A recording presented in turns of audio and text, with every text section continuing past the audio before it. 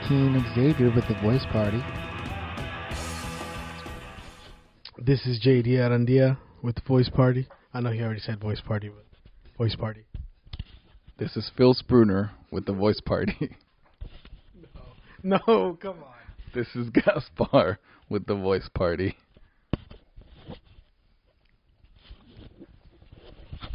And this is Gaspar with the Voice Party. Yuck, yuck, yuck. That's actually the reason that we're all gathered here tonight is we just saw Joker. Is it that Joker or Joker? It's just Joker. It's just Joker. All right, first off, the film starts off with the Joaquin Phoenix getting jumped. Joaquin Phoenix's Joker reminded me a lot of Gaspar.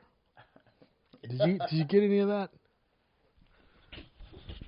I mean, as far as his frame and his but what I mean by it, and also his gait, no, not really his gait. What kind of his gait? They're deaf, and Gaspar's kind of skinny, so I got that vibe. The whole attempt at stand-up comedy, that was a thing.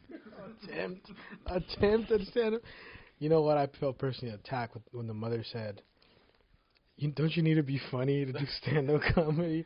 That bitch. Little does she know that most comics are not funny outside of stand-up. No, but aside from that, this is a good Joker, a good portrayal of Joker. The movie felt comic book-ish as far as the characters look, but it didn't feel like a comic book movie. It certainly didn't. It felt like, this is directed by Todd Phillips, and I believe this is the first film by him that I've ever seen. What else has he done, real quick? What comes to your mind? I've never even heard of this fucking guy. So that's two of us. This is the first film by Todd Phillips that we knowingly have seen. And I'm a film buff. I'd be really embarrassed if he made some stuff that I loved already. Phil's doing his research. He's pulling stuff up. Oh, I'm going to slap myself if I've seen his movie. No midgets were harmed in the making of this movie. Road Trip. Oh, yeah, he did Road Trip. Yeah. The Hangover. Oh, yeah, I have heard of this guy. See, a lot of comedy, which I can see the comedy aspect in the movie because it revolves all around humor and how. Go ahead. I'll come back to my thought. No wonder I wasn't familiar with Todd Phillips. Normally, looking directors get no love. Well, I like comedy. It's just that this particular brand of comedy that he's like Phil listed, Starsky and Hutch and Road Trip and those films. Those were not films that I saw when they came out. So it's like no wonder I'm like, this is his first movie. I just didn't either. I knew that Road Trip was a thing. I think I'd seen it on TV or whatever. It was just playing in the background or something. It's not but a serious film. It's not something that's serious. So yeah.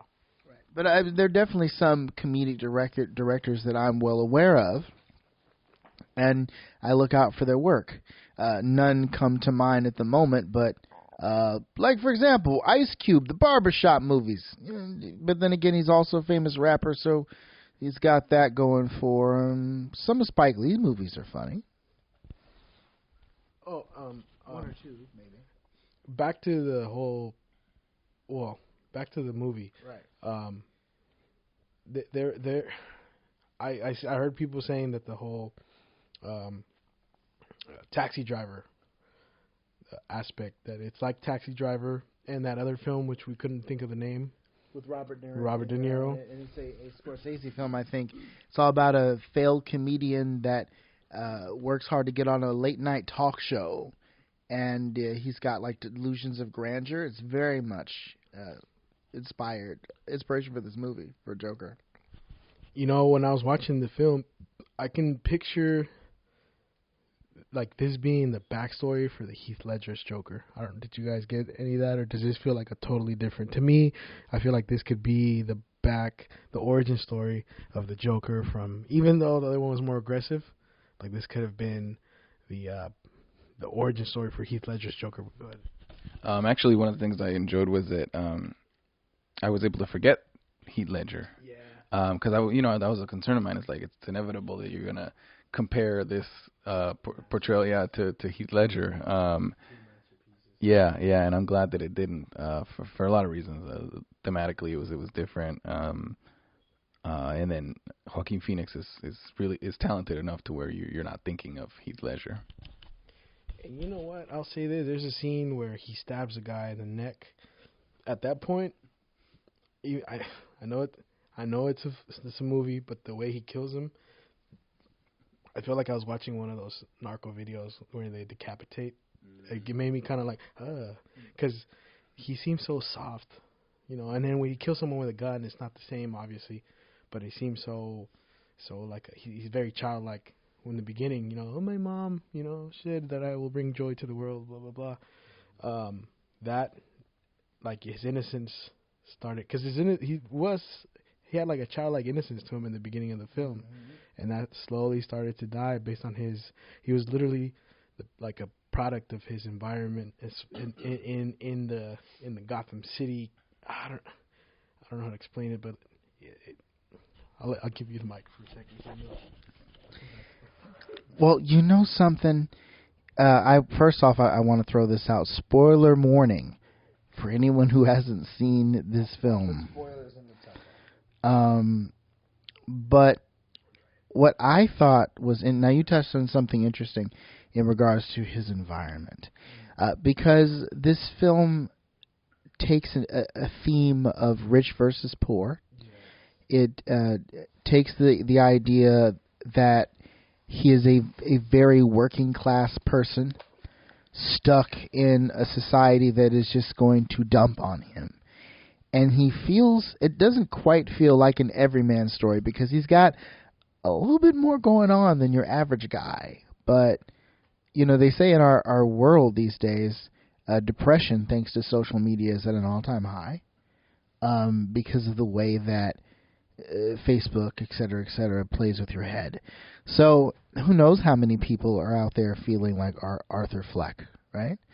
Who knows how many people are feeling... That is not set in this time either. On that aspect, the whole social media, and it's not even based on this time. But go ahead. No, I just wanted to add that on.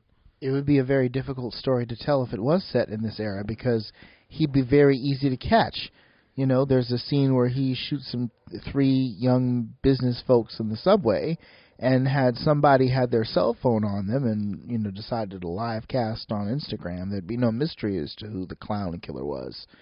Or his depression would lead him to be glued to his phone and never even become the Joker. I feel attacked. No, I wasn't. I feel attacked. Phil's over here on his phone scrolling through. You know what I also noticed about the film is that, now correct me if I'm wrong, but the colorscape in the very beginning, the lighting felt a little muted. Yeah. And then near the end when he becomes the Joker, that it gets so bright because, the Joker wears such a bright costume in the comics, and they brought that to life in this film in the end. And it's so much more noticeable in comparison with the first part of the movie. Yeah, I did. I noticed that in the beginning of the movie, it literally felt like the 70s and 80s. And when they added the color, it felt like they went to modern time, even though everything still seems 80s-ish. But late 70s? Yeah. Oh, it was late 70s. Yeah. I was way off. And another thing that disturbed me about it, which I don't get disturbed by movies easily, but that scene where he actually, because it also feels like a movie, like there's only 3, like we said, there's only 3 big names in the movie: Joaquin Phoenix, Zazie Beetz, and of course Robert De Niro. And the mom also, I recognize her from How I Met Your Mother, but blah blah blah. Other than that, everyone else looks like regular people, and it makes you feel, I don't know what the term is, but it's just everything's unknown. There's not a lot of big names. Yeah, I was thinking how like if this movie had come out in like 2006, it would have been like a very low budget, or maybe even like before Heath Ledger, it would have been like very low budget, very quiet movie. Then we wouldn't have paid as much attention to it as it's getting now. I think that this movie would have came out before the Heath Ledger. That'd be interesting. If this would have came out before Heath Ledger's Joker, I think it would have. I think it would have set, because it seems linear. Like this is the beginning of it, and then the other one would have been a continuation of it. It would have probably been bigger for Heath Ledger's. I don't know. I think that the way that this origin for the Joker is presented conflicts a lot with the way that his origin is presented in Batman The Dark Knight. And I know what people out there are going to say. He didn't have an origin in The Dark Knight. But here's the deal. This man went on national television in this film, and his name was announced on national TV as Arthur Fleck. And people know who Arthur Fleck is. He's even processed in the mental institution as Arthur Fleck. In The Dark Knight, the idea is that no one knows who he is. He's got no fingerprints because he burned them off. There's no identification in his pockets other than knives and lint.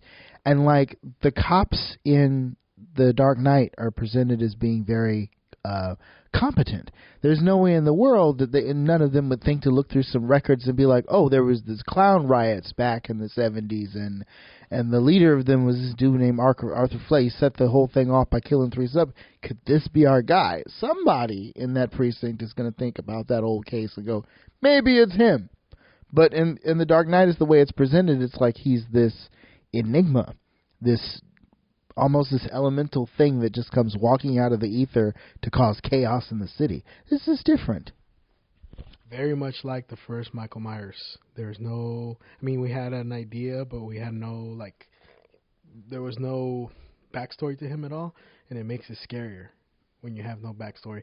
This one, sometimes they kind of make him... I felt like they were going to make him an anti-hero. Which, do you consider this guy an anti-hero? Not at all.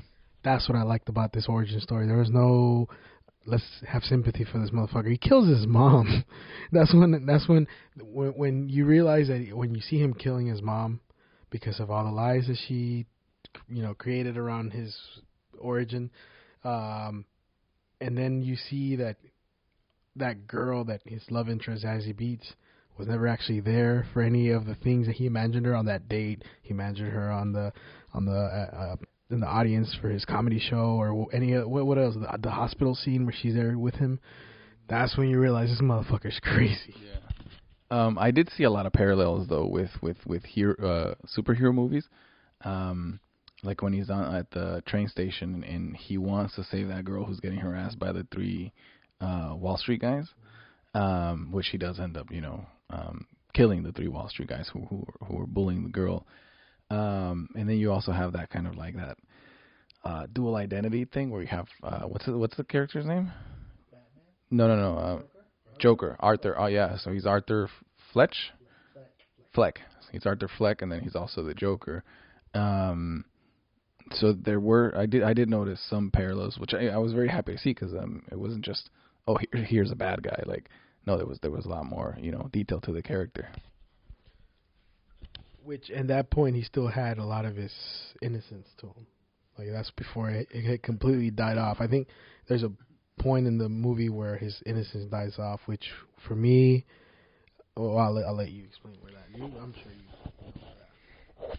I think it's debatable exactly when his innocence dies off, because the moment that he fires at the first couple of guys in the train station, like over on the train, that doesn't quite feel like his innocence is dead. At that point, he's wigging out, he's freaking out, he's probably still scared for his life.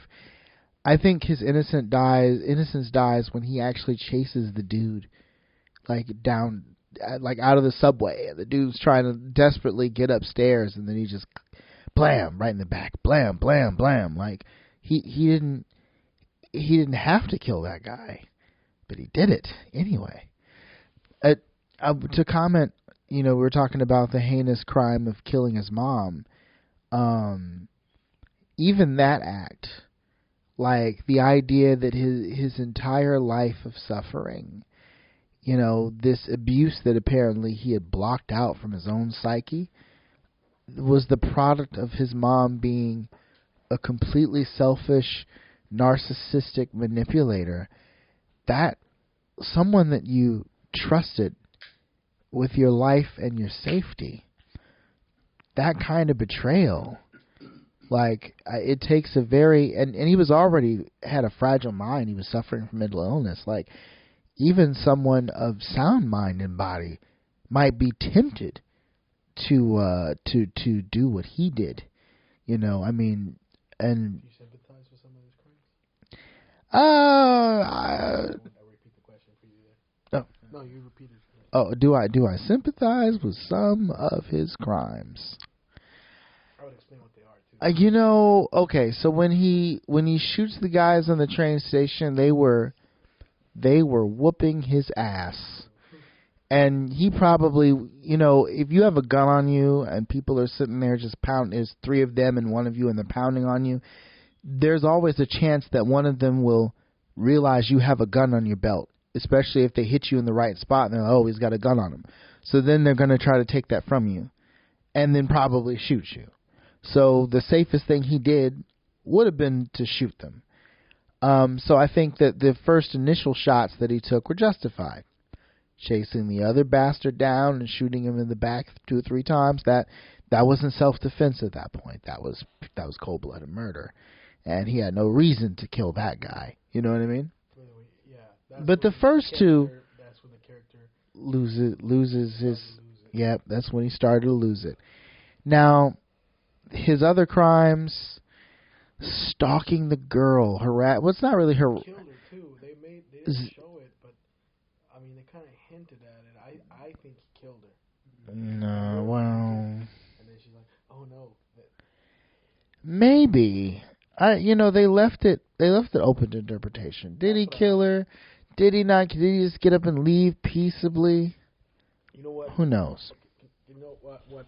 I think he did kill her because the scene right after that is him laughing hysterically. He has this weird thing where he can't stop laughing. Was that whenever he felt pain, or was that? Oh, he laughed no matter what he was feeling. That was his condition. Okay, so he has this weird thing where he's laughing, but which is a real life condition. Real life condition, by the way. Do you know what it's called? No, I can't remember what it's called.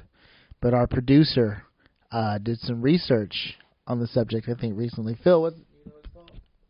No. There's a condition. Okay, so there's a scene with his love interest. Well, we realize that he's not his love interest. He's just been creating the scenarios in his head where he's taking her out.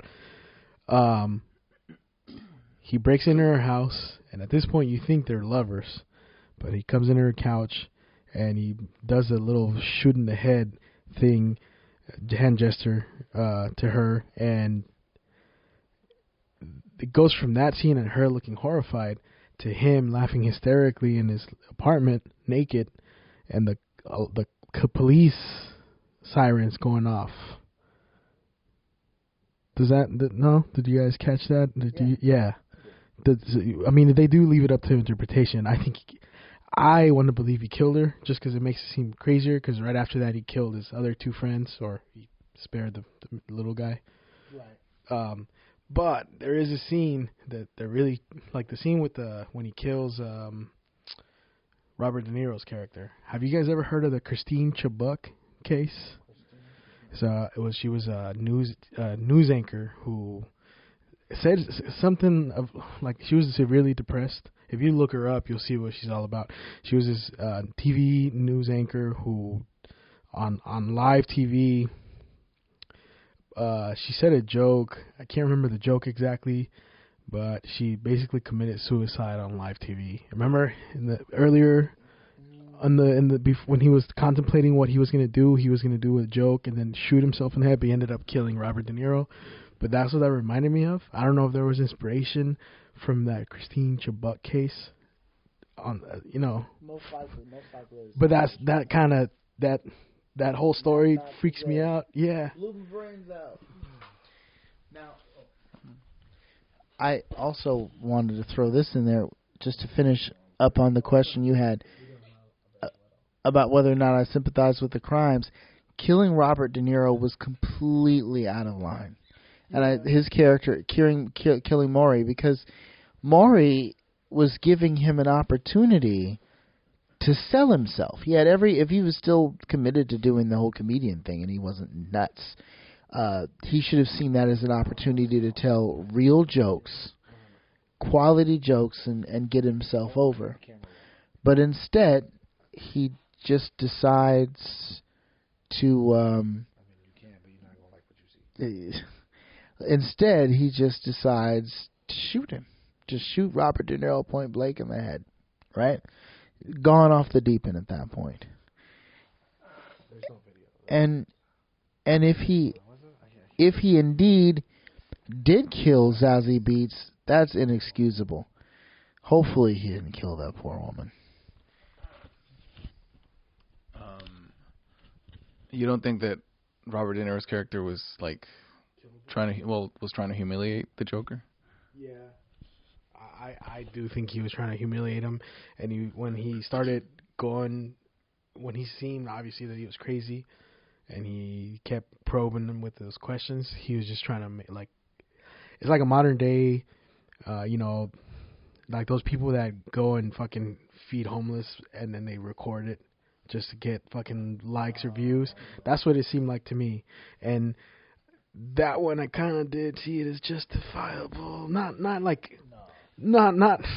in a human way, but like a very like anarchist way. Not that I would do that, but I just see that as like the perfect thing to do as a character, like a Joker or a Taxi Driver, whatever. What's that called? A Clockwork Orange type. For those guys, like in that mentality, that murder fit well for the Joker. Oh yeah, no, definitely, but it fit well for the Joker because the Joker is a heinous, criminally insane person. Yeah. But the question was, do we sympathize? I can't sympathize with him killing Robert De Niro for trying to do an entertainment show, and even if it was mocking him, that was still an opportunity for him to put himself out there. That's just the inability for the Joker's character to see what he could do with the potential chance he's given, right? Even though the intent may not have been to give him a chance, he could have turned that to his advantage. But he shot the man instead in cold blood. Now, the other crimes, getting the cops that were chasing after him, getting the crowd to beat the cops half to death. Well, I'm pretty sure he didn't plan for the cops to get beaten half to death. That's more... Lucky. Yeah, that was a lucky situation. Choking out Alfred at the gate. I'm assuming that was Alfred that he choked out. Yeah. That was great. Yeah. No, that was great. Keep your hands to yourself. Keep your hands to yourself. Definitely keep your hands to yourself. Touch the kid. Yep. I mean, really. That kid's gonna touch him later on. Yeah. So there's a scene where he goes to what's his name? Bruce Wayne's dad. Thomas Wayne's house, and he encounters young Bruce through the fence, and he gets him to come to the fence, and they meet, and he manhandles young Bruce. I mean, it was like, he had his hands on Bruce's cheeks, and he was kind of putting a smile on his face, the way some people do with kids. I mean, mostly their kids. That was a bit creepy, but... That was very creepy. That's when he was... That's when he had already gone off. So the character progressively gets worse when he gets his meds cut off. He also thought that was his brother. He thought that Bruce Wayne at that point was his brother. Actually, now that I think about it, I was actually glad that... what was the girl's name? His love interest? That's the actress. Okay. Okay, right. Zazie Beetz. I was actually glad that his experiences with her were fake because when those scenes where like they're meeting and she's like smiling at him, I was like, come on, like you can't be that creepy and have some girl that you don't know like be into you. So I was happy. I mean, you got someone pregnant. It wasn't because of my creepiness, but I know it. No, you're not. But it was because of your mom. yeah, but I'm actually glad that it turned out that it wasn't real. Yeah. Yeah, no, that because then this bitch was fucking crazy too. Well, the scene where she says there's a scene where, what was it? Were you following me? Yeah. Yes, I was. Like, oh, thank God, I thought you were gonna break. What did she say? I thought you were gonna rob the place. And like, I have a gun, and like, I could come by later. Yeah. He's like, I have a gun. I can come by later. She's like, you're so funny, Arthur. Yeah, that she would have been. Yeah. She would have been like the craziest fucking chick to date also. But another thing I wanted to mention, The Dark Knight seemed like a real, like, it's very realistic. Like everything in that film, some things seem non-real, but this one for sure felt like this is just something that could really happen. Mm-hmm. Like I from what I understand, the actor Joaquin Phoenix, had done his research on mental illness and wanted to devote as much time to getting it right as he possibly could. And that's really what we're watching on screen is a film, sort of a film realization of a certain set of mental illnesses compounded together in a very troubled man. I gotta ask you guys, as comedians, yourselves, Gaspar and JD, how did you feel watching a fictionalized version of one of your brethren on screen? How do you feel they handled that? I have no sympathy for somebody who bombs and then wants to shoot people. Like, get over yourself. We all bomb. I have bombed and wanted to shoot. No, I'm just kidding. No. Like, you can't. I don't know. I can't sympathize with that. It's like, yeah, that's part of it. You're gonna bomb. Everybody bombs.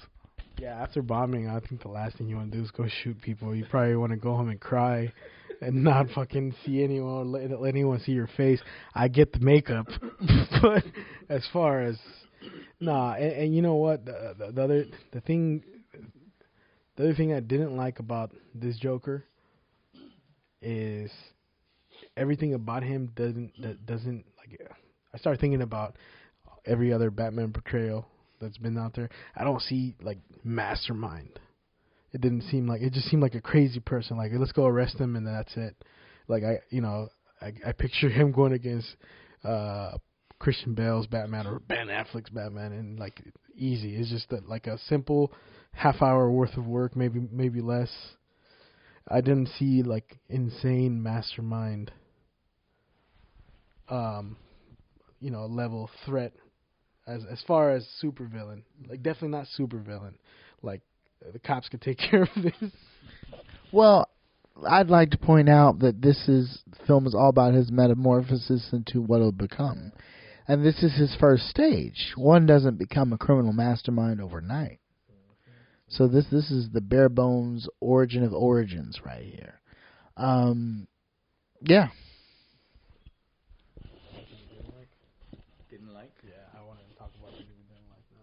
Didn't like? You mean like his portrayal? No, just the film in general. That's the one thing I didn't like. Let me see. It's not that I didn't like. I mean, of course, like you said, yeah, this is gonna the next. If they continue, would you want there to be a sequel to this? I mean, would it be necessary? Would you? I don't think it would be necessary. This is enough. But I would like to see. This Joker with Joaquin Phoenix face off of Batman. That would be so amazing. Joaquin Phoenix's Joker against Batman. As long as it isn't the weird vampire Twilight guy, I'm fine with it.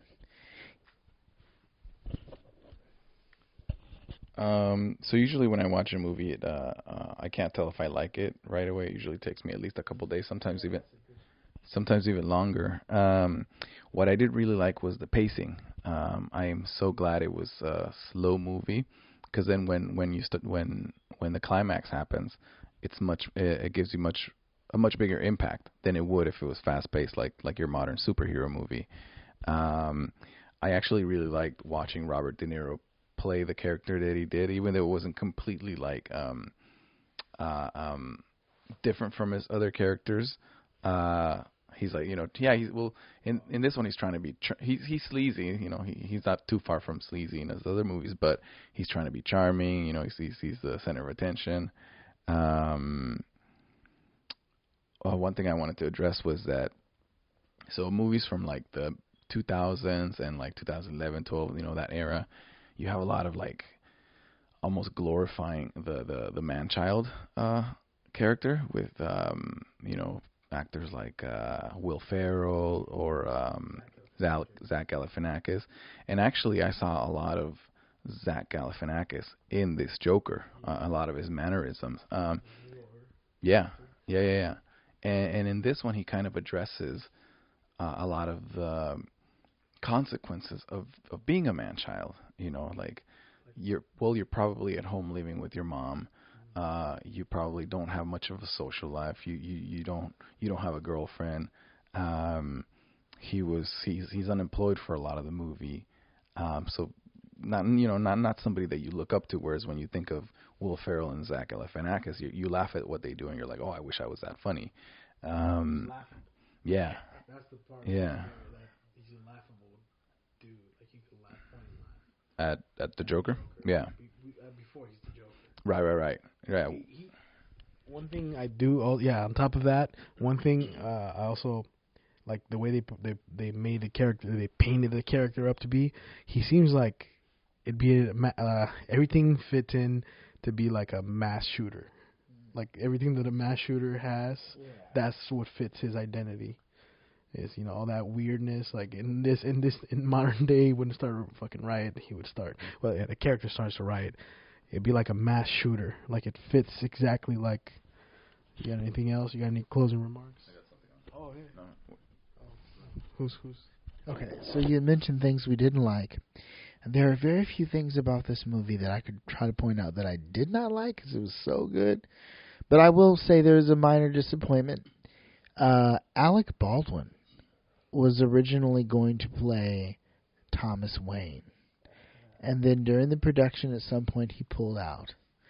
And like some people were like it was creative differences or he didn't like the script and I'm just like I don't know what it is, but and even though they didn't really need Alec Baldwin, still would have been nice to see him. Oh well. We're gonna go back to the original thing we were talking about the character, the man-child character. I think I was done with that topic. Okay. What I did want to say was I felt that what was left open-ended was whether or not Thomas Wayne was his dad, because when you look at the actor, some of the structure in their face is the same, and then I think that's why they made it believable, though. I don't think it was really his son at all. That's why. I mean, to me, once he was that little incident at the gate and the bathroom, I think that's when they made it clear, like, no, that's not his dad. But oh, okay, yeah, yeah, they're brothers. Yeah, brothers.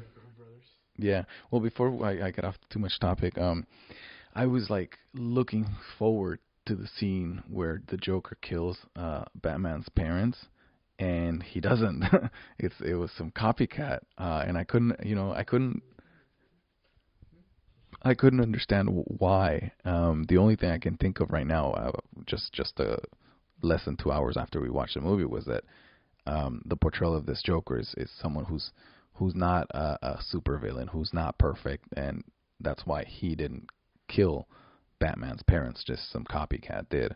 Back to the topic about mass shooters, that was actually an issue I had with the movie, was that it almost seems to justify the Joker's anger towards society. And I don't think that that's kind of the answer that society needs, like, to justify that, oh, if you're angry, it's okay to become a villain, because the movie does humanize the Joker.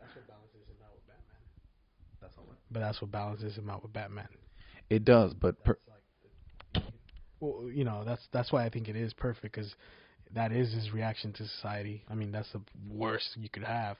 And Batman's is like the opposite of that. That's why I feel that it's important that that's just It is when you look at it. At least for me, if I look at it without thinking of kind of what's going on in real life. I don't know. Maybe I'm being too kind of extreme with this sort of thing, but it's almost like you want him to be a hero. It's not that I want him to be a hero. It's that as a filmmaker, you have this responsibility, right? To these things that are happening in society. And so if one makes a movie that says that society is how do I say it, that it's justified to be violent against innocent people, there's people watching these movies and thinking, oh, it is okay to use violence against society when things don't go your way. But yeah, that was something that, again, I'll have to wait a couple days to say whether or not I like the movie, but that was definitely an issue I had. But I have to be realistic. Mainstream Hollywood isn't always on top of these sorts of things, and so I can't blame them for the stance they take on mass shooting, whether it was intentional or not. I don't know if that made any sense. Overall, it was a great fucking film. I think it needed to be longer, to be honest. Like there's certain things that it just feels left out. Like the scenes that really creeped me out was when he was dancing after he killed those people, and then when he was dancing down the stairs. It just, I feel like how long was it? 2 hours? I feel like it needed to be at least 3 hours just to get more out of him, because it seems like the movie ended right when he became the Joker. I wanted to see more of the Joker. Even though it's an origin story, I wanted to see more Joker on the stage. I think Joker is front and center of the entire film. Just because he's not dressed like the monster he'll turn into doesn't mean you didn't get at least some poking shades coming out of the sunlight and into the water. Closing thoughts, guys? Closing thoughts? Go see it. Oh, absolutely. Especially if you're a fan of comic book movies, superhero movies, Batman.